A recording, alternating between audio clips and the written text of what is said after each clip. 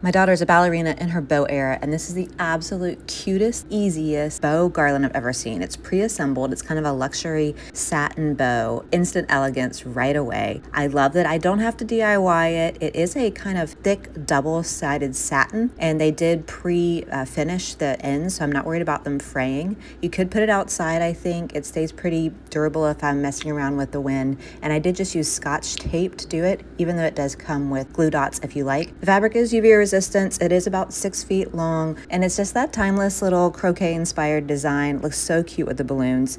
Things to know, it does come in this flat pack. It is a resealable package with a kind of like Ziploc closing if you want to keep it stored in that. Even though it's flat pack, it didn't really wrinkle or dull as much as I thought it might, and everything did stay really solid in the packaging. They are connected end to end. Looks like the video showed hot glue, but it's all holding well. Nothing's kind of falling apart on me, which was something I was curious about. In person, it does not look cheap at all. It looks kind of like a luxury, you custom made this, which I love, the DIY look without the work, let's be honest.